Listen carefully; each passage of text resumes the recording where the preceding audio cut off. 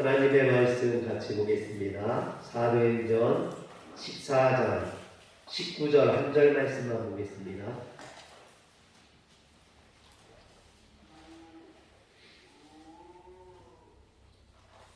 사도행전 14장 19절 다 같이 교독합니다. 유대인들이 안디옥과 이고니온에서 와서 무리를 충동하니 그들이 돌로 바울을 쳐서 죽은 줄로 알고 시외로 풀어 내치니라. 아멘. 할렐루야. 바울과 바나바가 루스드라에서 전도하다가 태어난 이래 단 한 번도 일어나거나 걸어본 적이 없는 선천성 하반신바 아비자를 일으켰습니다. 그러자 루스드라에 있는 사람들이 깜짝 놀랐죠. 이런 능력은 인간이 할 수 있는 능력이 아니라 신이 인간의 몸을 입고 내려와서 행한 것이라고 생각했습니다. 그래서 그들은 바울과 바나바를 그리스 신화에 나오는 제우스나 헤르메스라고 여기고 그들에게 제사를 드리려 했습니다. 그러자 바울과 바나바는 자신들의 옷을 찢으며 사도행전 14장 15절에 보니까 여러분이여 어찌하여 이런 일을 하느냐? 우리도 여러분과 같은 성정을 가진 사람이라. 여러분에게 복음을 전하는 것은 이런 헛된 일을 버리고 천지와 바다와 그 가운데 만물들을 지으시고 살아계신 하나님께로 돌아오게 하여 함이라 그랬습니다. 그리고 18절에 보니까 이렇게 말하여 겨우 무리를 말려 자기들에게 제사를 못하게 하니라 했습니다. 바울과 바나바는 자신들에게 제사를 드리려는 무리들을 간곡히 말려서 그들로 하여금 제사하지 못하게 했던 겁니다. 그런데 그리고 난 다음에 오늘 말씀 19절에 보니까 뭐라고 되어 있냐면 유대인들이 안디옥과 이고니온에서 와서 무리들을 충동하니 그들이 돌로 바울을 쳐서 죽은 줄 알고 끌어내치니라. 여러분 18절까지만 해도 이 루스드라 사람들이 바울은 헤르메스라 바나바는 제우스라며 신으로 섬기려고 하고 와서 경배하고 그랬단 말이에요. 그런데 19절에 보니까 완전히 분위기가 바뀌어서 바울을 돌로 쳐 죽였다는 거예요. 이는 마치 예수님께서 예루살렘 성에 입성하실 때 자신들의 겉옷을 벗어 길에 펴고 종려나무까지를 흔들면서 호산나 찬송하려거나 주의 이름으로 오시는 이여 가장 높은 곳에서 호산나하더라 사람들이 환호했지 않습니까? 그러다가 예루살렘 성에 들어가셔서 어떻게 합니까? 예수님을 십자가에 못 박으라고. 예수님을 십자가에 못 박으소서 외치는 자들이 됐잖아요. 여러분 이처럼 주님 앞에 환호했던 사람들이 갑자기 등을 돌려서 예수님을 죽이라고 외쳤던 것처럼 지금 바울도 마찬가지라는 겁니다. 마치 하늘에서 신이 내려왔다고 그를 섬기려고 했던 사람들이 갑자기 돌변해서 바울을 돌로 쳐 죽이려 했다는 거죠. 아니 그렇게 환호하던 루스드라 사람들이 그러면 어떻게 이렇게 갑자기 변하게 됐느냐라는 거죠. 그 힌트를 주는 말이 19절에 나옵니다. 유대인들이 안디옥과 이고니온에서 와서 무리를 충동하니 그랬어요. 안디옥과 이고니온에서 온 유대인들은 아마 비시디아 안디옥과 이고니온에서 바울을 쫓아냈던, 내쫓았던, 핍박에서 내쫓았던 그런 사람들이었을 겁니다. 그들의 선동에 루스드라 사람들은 그 마음이 변해서 바울을 돌로 쳐 죽이려 했던 것이죠. 그런데 오늘 우리가 가지고 있는 말씀에 보면 이 두 사건, 즉 신처럼 섬기려고 했던 것과 돌로 쳐 죽이려고 했던 이 두 사건이 한 절 사이를 두고 붙어 있어요. 그러다 보니까 우리들 생각에는 이것이 곧바로 일어나는가 보다. 신처럼 섬기려고 했다가 갑자기 돌변해서 돌로 쳐 죽이려고 했는가 보다. 이렇게 생각할 수 있습니다. 그러나 여러분 한번 생각해 보세요.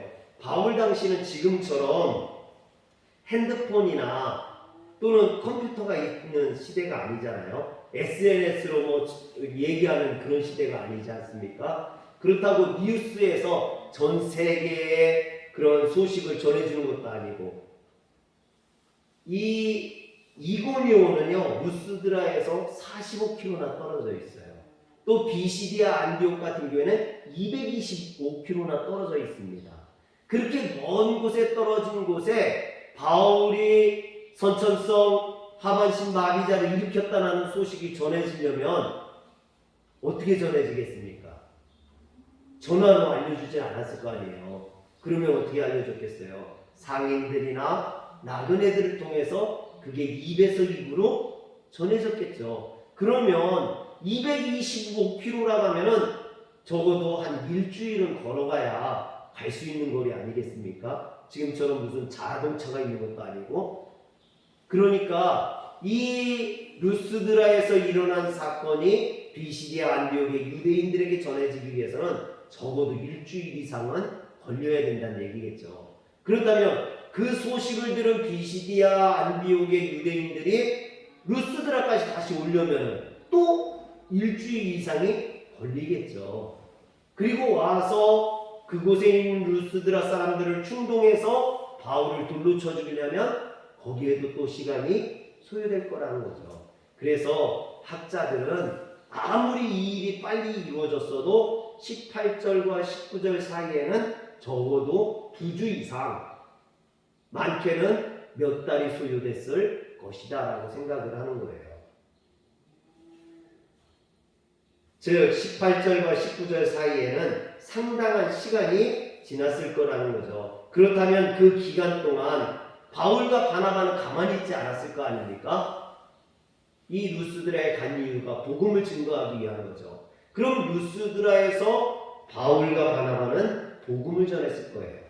그러면은 루스드라에 있는 사람들 중에 많은 사람들이 이 바울을 통해서 선천성 하반신 마비자가 일어나는 걸 봤고, 그 바울이 전하는 복음을 듣고 분명히 복음을 영접한 사람이 있었을 것이라는 거죠.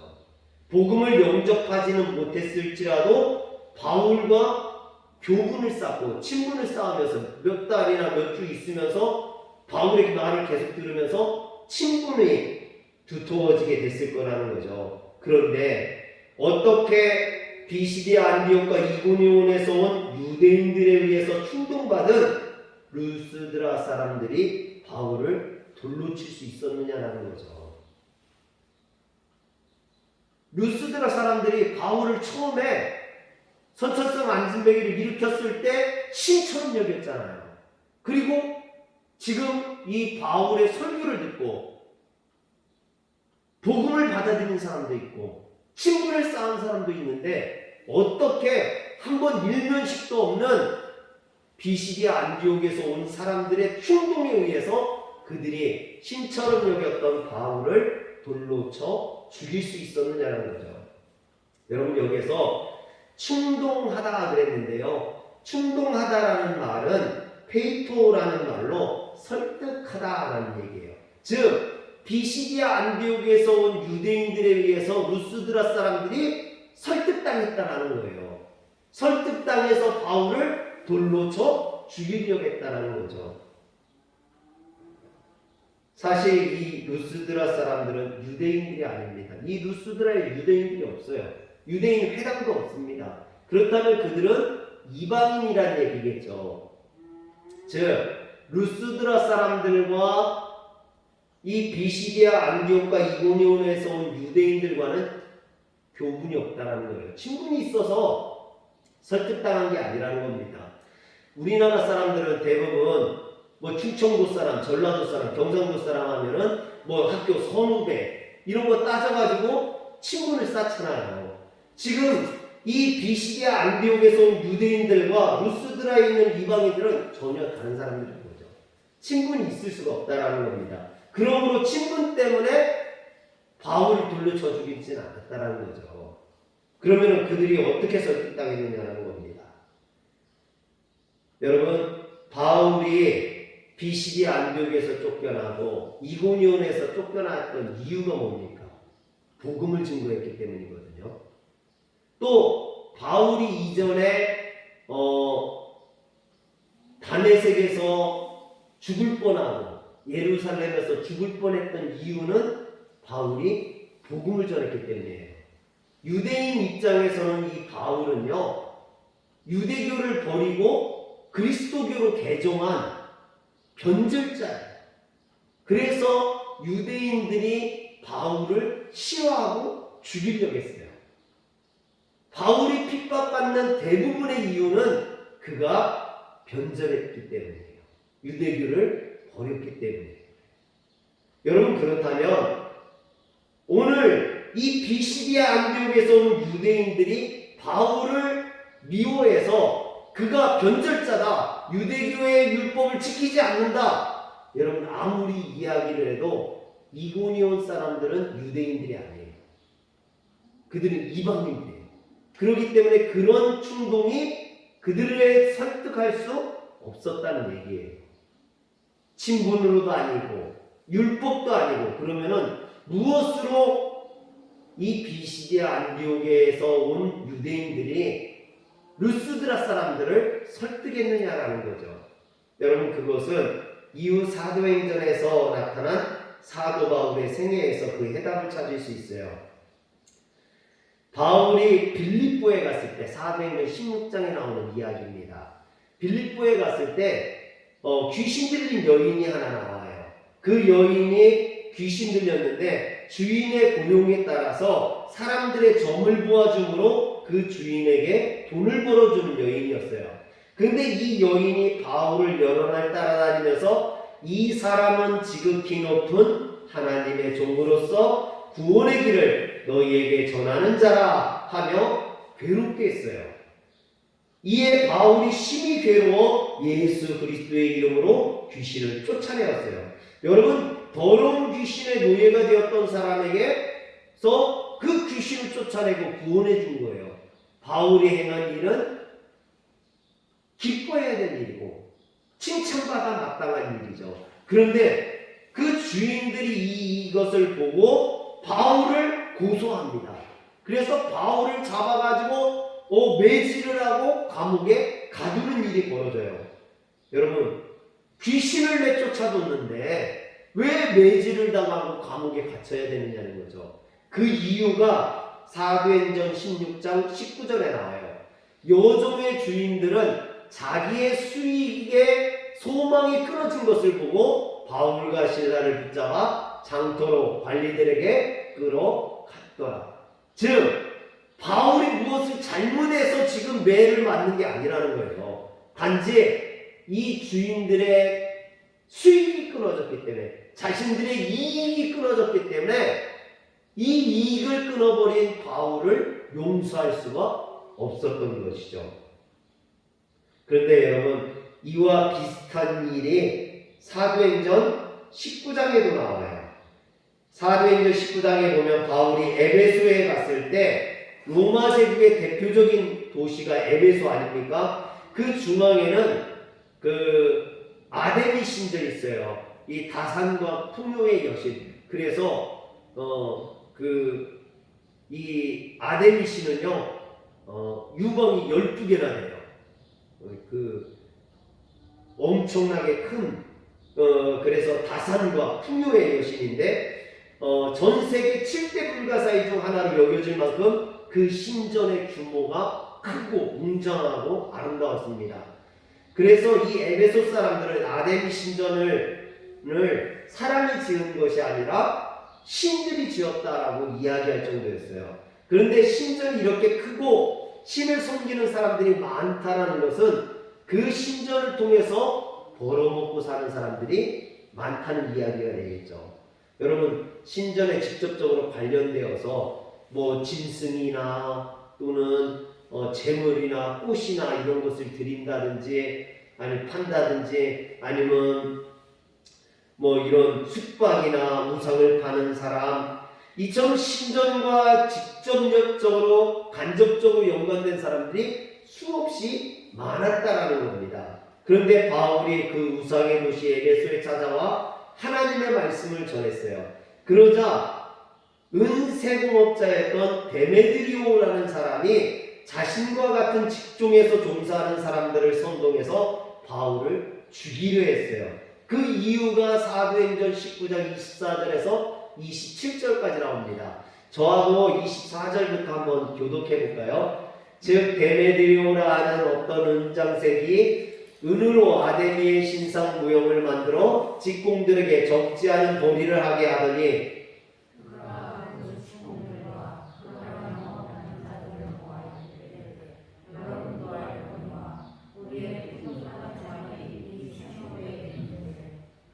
이 바울이 에베소뿐 아니라 거의 전 아시아를 통하여 수많은 사람들을 권하여 말하되 사람의 손으로 만든 것들은 신이 아니라 하니 이는 그대들도 보고 들은 것이다.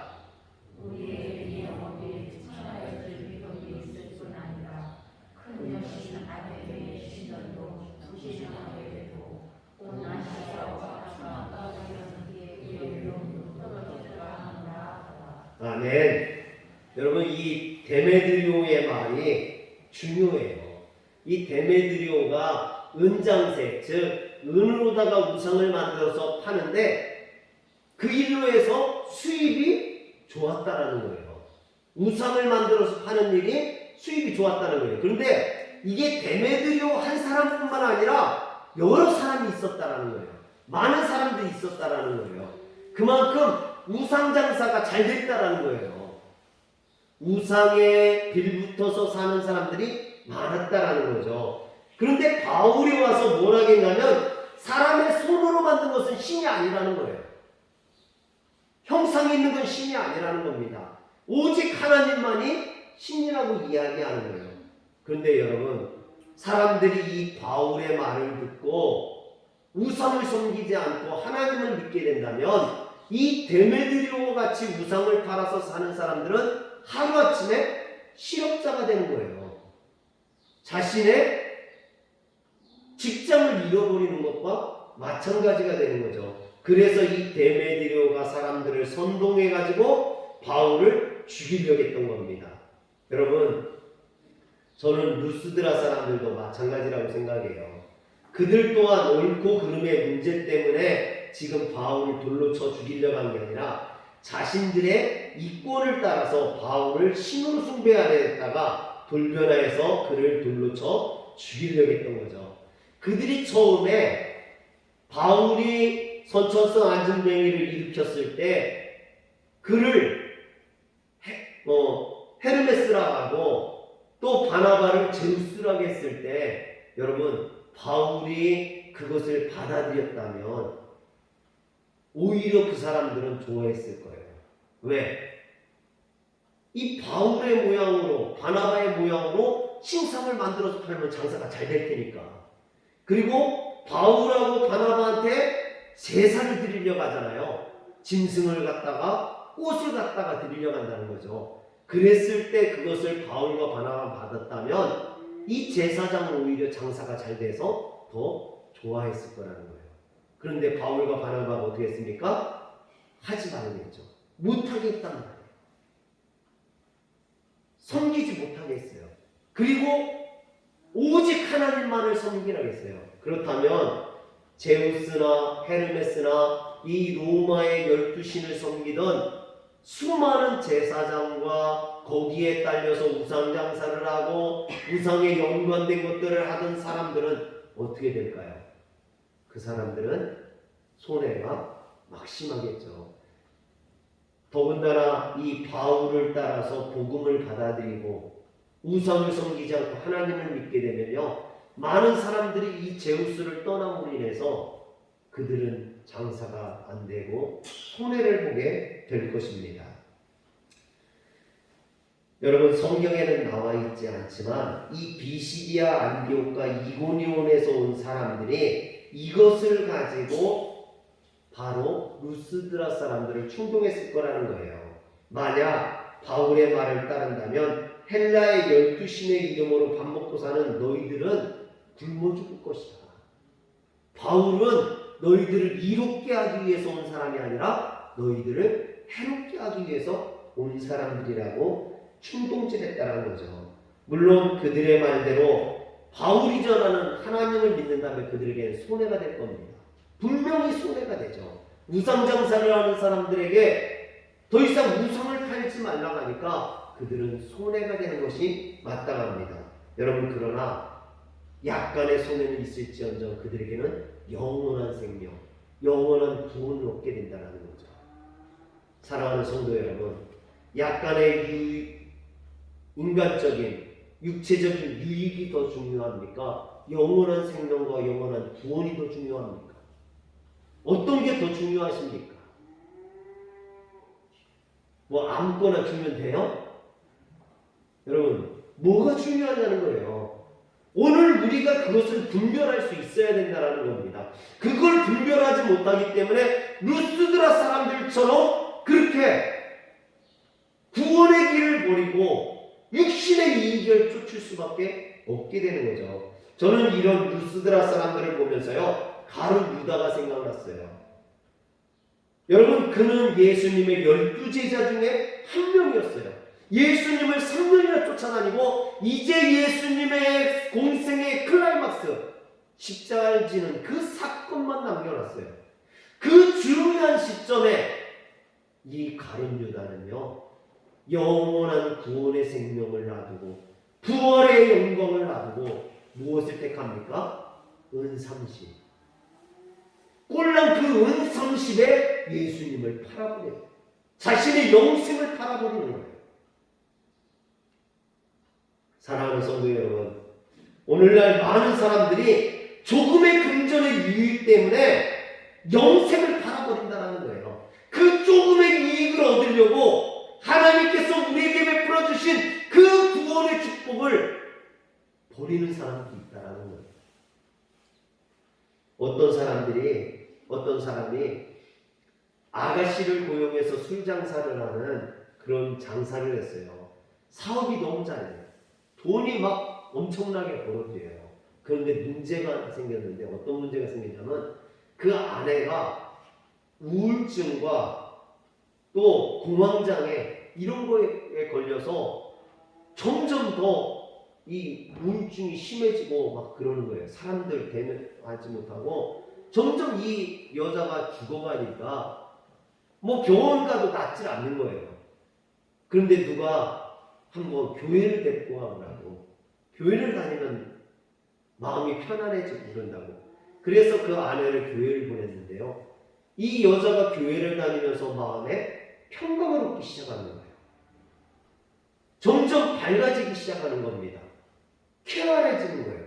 그래서 이 남편도 같이 교회를 다니게 됐어요. 그러면서 남편도 은혜 받기 시작했어요. 근데 어느 날 목사님께서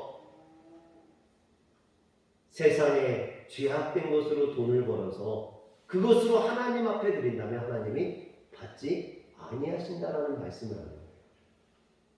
근데 그 말이 이 사람에게 너무나 마음에 걸리는 거예요. 왜? 자기가 아가씨를 통해서 그렇게 해가지고 돈을 벌어가지고 더러운 장사를 해서 돈을 벌고 있는 게 마음에 걸리는 거예요. 자꾸 그게 마음에 걸려가지고 교회 가도 좀 불편하고 마음도 좀 불편하고, 그래서 아내하고 상의를 하는 겁니다. 내가 이런 게 마음에 걸리는데 그렇다고 내가 지금 그걸 안 하면 우리가 앞으로 뭘 먹고 살까 걱정도 되고, 그렇다고 그것을 하면서 교회 가자니 마음이 걸려요. 어떻게 했으면 좋겠냐고. 그랬더니 그 아내가 그러는 거예요. 우리 지금까지 벌만큼 벌었잖아. 이제 하나님이 기뻐하시는 그런 일을 하면서 살자고. 할렐루야. 여러분, 그래서 그분이 그 잘되던 장사를 다 접어버렸어요. 술 장사를 접고 아가씨 장사를 접고, 그 아가씨들도 돈을 줘서 너희들 이런 인생 살지 말고 이제는 다른 인생 살라고 아가씨들도 다 보내준 거예요. 사랑하는 성도 여러분, 우리에게 무엇이 더 중요합니까? 육신의 조금의 이익, 꼴랑 그 은삼십에 우리의 신앙, 우리의 영혼, 우리의 생명을 잃어버리지 마시기 바랍니다. 가룟 유다처럼 루스드라의 그 미련한 사람들처럼 그 조그만 이익 때문에 영원한 생명을 잃어버리지 마시고 정말로 지혜로운 자는요 육신의 이익을 따지는 것이 아니라 영혼의 이익을 따질 줄 아는 그런 성도입니다. 오늘 우리 화려교회 성도들이 그런 성도들 영원한 생명을 얻는 성도들 되시길 주의 이름으로 축원합니다. 기도하겠습니다. 전능하신 하나님, 참으로 안타깝고 안타깝습니다. 많은 사람들이 눈에 보이는 그 조그만 이익 때문에 신앙을 버리고 하나님을 버리고 영원한 생명을 잃어버리고 있사오니 주여 저들을 불쌍히 여겨주시옵소서. 진정으로 귀한 것이 무엇인지를 깨닫게 하시고 하나님 영원한 가치를 그들이 소중히 여기고 취할 줄 아는 성도들 되게 하여 주시옵소서. 우리 주 예수님의 이름으로 기도합니다. 아멘.